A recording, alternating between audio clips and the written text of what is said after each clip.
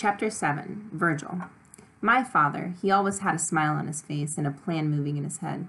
We were standing together on the sidewalk while the men were clearing the lot. I was watching the rats running for their lives. They were shooting off every which way. A couple of dealers came over, the ones always bragging about how bad they are.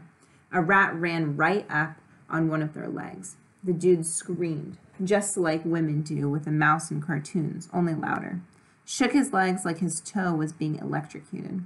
That rat flew off and dove down a storm drain. I looked at my father. That's when I saw that he hadn't paid the rat any mind. Hadn't even turned his head. His eyes were stuck completely on the garden land being uncovered. He had a 2-foot wide smile on his face. My father drove a bus back in Haiti. Here he drives a taxi. That night he drove himself way across town to borrow 2 shovels from a friend of his. The next morning was the first day without school. I was done with 5th grade forever. I'd planned on sleeping till noon to celebrate. But when it was still half dark, my father shook my shoulder. School was over, but that garden was just starting. We walked down and picked out a place to dig up. The ground was packed so hard, the tip of my shovel bounced off it like a pogo stick. We tried 3 spots till we found one we liked. Then we walked back and forth, picking out broken glass, like chickens pecking seeds. After that, we turned the soil. We were always digging up more trash bolts and screws and pieces of brick. That's how I found the locket. It was shaped like a heart and covered with rust, with a broken chain. I got it open. Inside was this tiny photo of a girl. She was white with a sad-looking face. She had on this hat with flowers on it. I don't know why I kept it instead of tossing it on our trash pile. It seemed like hours and hours before we had the ground finished. We rested a while. Then my father asked if I was ready. I thought he meant ready to plant our seeds, but instead we turned another square of ground. Then another after that. Then 3 more after that. My father hadn't been smiling to himself about some little garden. He was thinking of a farm, to make money. I had seen a package of seeds for pole beans and hoped that's what we'd grow. They get so tall that the man in the picture was picking them way at the top of a ladder. But my father said no. He was always asking people in his cab about how to get rich. One of them told him that fancy restaurants paid lots of money for this baby lettuce, smaller than the regular kind, to use in rich folk salads. The fresher it was, the higher the price. My father planned to pick it up and then race it over in his cab, running red lights if he had to. Lettuce seeds are smaller than sand. I felt embarrassed planting so much ground. No one else's garden was a quarter the size of ours. Suddenly I saw Miss Fleck. I hardly recognized her in jeans. She was the strictest teacher in Ohio. I'd had her for 3rd grade. She pronounced every letter and every word and expected you to talk the same way. She was tall and even blacker than my father. No slouching in your seat in her class or any kind of rudeness.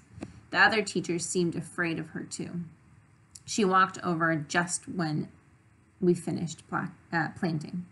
"Well, Virgil," she said, "you seem to have claimed quite a large plantation here." That's just what I was afraid of hearing. I looked away from her, down at our sticks. We'd put them in the ground and run string around them, cutting our land up into 6 pieces. I didn't know why till my father stepped forward. "Actually, madam, only this very first area here is ours," he said. He had on the biggest smile. He must have remembered her. "The others we have planted at the request of relatives who have no tools or who live too far." "Really now," said Miss Fleck. "Yes, madam," said my father. He pointed at the closest square of land. "My brother Antoine, my auntie Anne Marie." My eyes opened wide. "They both live in Haiti." I stared at my father, but he just kept smiling. His finger pointed further to the left. "My uncle Philippi, He lived in New York. My wife's father, he died last year. And her sister. My mother didn't have any sisters. I looked at my father's smiling face. I'd never watched an adult lie before. And what did your extended family of gardens ask you to plant? Said Miss Fleck. Lettuce, said my father. All lettuce. What a coincidence, she said back. She just stood, then walked over to her own garden. I'm pretty sure she didn't believe him. But what principal could she send him to? That lettuce was like having a new baby in the family, and I was like its mother. I watered it in the morning and if my father was still out driving. It was supposed to come up in 7 days, but it didn't. My father couldn't figure out why. Neither of us knew anything about plants. This wrinkled old man in a straw hat tried to show me something when I poured out the water.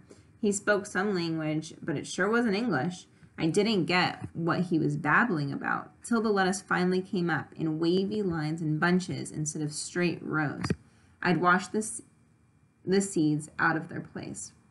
The minute it came up, it started to wilt. It was like a baby always crying for its milk. I got sick of hauling bottles of water in our shopping cart, like I was some old lady. Then the heat came. The waves shriveled up. Some turned yellow. That lettuce was dying. My father practically cried looking at it. He'd stop by in his cab when he could with tow 5-gallon water container riding in the back instead of passengers. Then bugs started eating big holes in the plants. I couldn't see anyone buying them from us. My father had promised we'd make enough money to buy me an 18 speed bike. I was counting on it. I'd already told my friends. My father asked all his passengers what to do. His cab was like a library for him. Finally, one of them told him that spring or fall was the time to grow lettuce, that summer was too hot for it. My father wasn't smiling when he told us.